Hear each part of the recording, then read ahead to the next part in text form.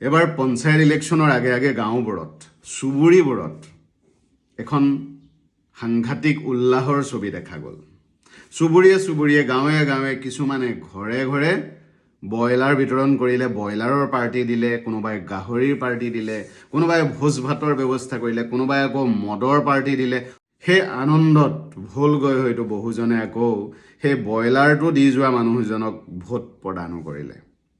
দুটা পক্ষ, এটা হ'ল ৰজা, এটা হ'ল প্ৰজা। যিসকলে আমাক ব্ৰইলাৰ খোৱালে, যিসকলে আমাক মদ খুৱালে, মদ খাব পইচা দিলে, তেওঁলোকৰ লক্ষ্য সম্পূৰ্ণ ক্লিয়াৰ। তেওঁলোকে নিজৰ লক্ষ্যত উপনীত হ'ব বিচাৰিছে। তেওঁলোকৰ লক্ষ্য হ'ল চলে বলে কৌশলে সেই জেগাত যাব লাগে, য'ৰ পৰা মই নিজৰ কিবা এটা সুবিধা আদায় কৰিব পাৰিম। দুখৰ কথা হ'ল যিসকলে ব্ৰইলাৰটো খাই, এক পেক মদ খাই তেওঁক ভোট দিম বুলি ভাবিছোঁ, তেওঁলোকে সেইসকল মানুহৰ পৰা ভৱিষ্যতে কিবা আশা কৰিব পাৰেনে? সেইসকলে বেয়া কাম কৰিলে প্ৰশ্নবোধক হৈ থিয় হ'ব পাৰেনে? এইটো নহয়, বহুজন এনেকুৱা মানুহ আছে প্ৰত্যেকজনৰ পৰাই ব্ৰইলাৰ খাইছে, প্ৰত্যেকজনৰ পৰাই ভোট দিম বুলি পাৰ্টি গ্ৰহণ কৰিছে, কিন্তু ভোটটো নিজৰ বিবেক আৰু বুদ্ধিৰে দিছে। ভোটটো গণতন্ত্ৰ প্ৰতিষ্ঠাৰ বাবে দিছে, ভোটটো সেই জেগাকণৰ উন্নয়নৰ বাবে দিছে। আপুনি কোনটো শ্ৰেণীত পৰিব সেইটো ডাঙৰ কথা।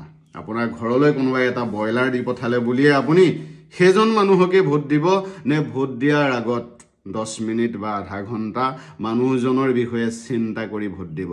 তেওঁ কিয় উঠিছে, তেওঁ কিমান সৎ, তেওঁ কিমান সমাজৰ কথা ভবা মানুহ, সেই কথা ভাবি যদি ভোট দিছে, ব্ৰইলাৰ খাই, গাহৰি খাই, মদ খাই তেওঁৰ পৰা সমাজখনৰ একো অপকাৰ নহয়। কিন্তু আপুনি যদি তেওঁ কিবা এটা দিব বুলি কোৱাৰ বাবে ভোট দিছে, তেতিয়াহ'লে সমাজত গণতন্ত্ৰ কেতিয়াও প্ৰতিষ্ঠা নহয়। আমি তেওঁলোকৰ পৰা কেতিয়াও ভাল কাম আশা কৰিব নোৱাৰোঁ, কাৰণ পৃথিৱীৰ এইটো নিয়ম হয়, যি দিম সেয়াই ৰিটাৰ্ণ হ'ব।